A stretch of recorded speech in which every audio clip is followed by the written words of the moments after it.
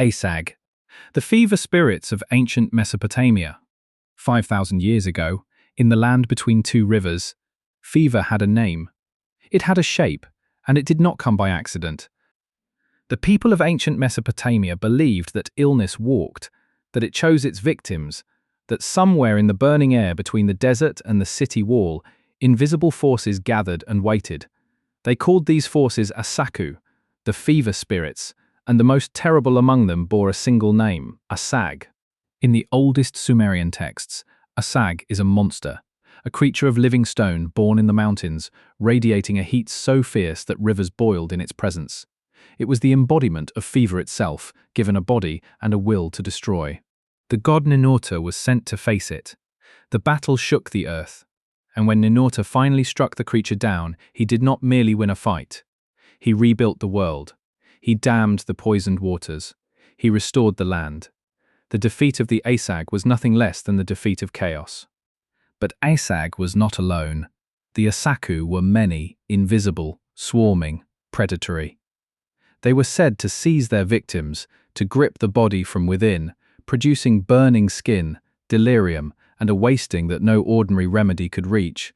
They came from the mountains, from the desert, from the thin places where the world of the living met something older and less kind. Mesopotamian priests and physicians fought the ASAKKU with everything they had: herbal medicines, diagnostic tablets that catalogued symptoms with startling precision, and incantations, spoken in ancient Sumerian, commanding the fever spirits to release their hold. Amulets were placed at the bedside. Protective figures were buried beneath the threshold. The healer stood between the patient and the unseen world. And what followed was not simply treatment, it was negotiation. A confrontation with forces that could not be seen but could, with the right words and the right rituals, be named and driven back. We no longer speak of fever spirits. We speak of pathogens, of viral loads, of transmission vectors. But listen to the way we describe a pandemic: an invisible enemy, a silent killer, a force that moves unseen through populations, choosing its victims by laws we struggle to understand. The language has changed, the instinct has not. We are still the same creatures who stood in the heat of ancient Sumer and reached for a name to give the thing that was killing us. We still personify what we fear. We still tell stories to survive. The ASAG is gone. The ASAKKU have no priests, no temples, no offerings, but the question they embodied has never been answered.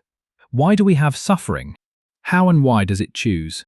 And what does it mean that, for as long as we have had language, we have tried to give it a face? Some questions do not belong to any single age, they belong to all of them.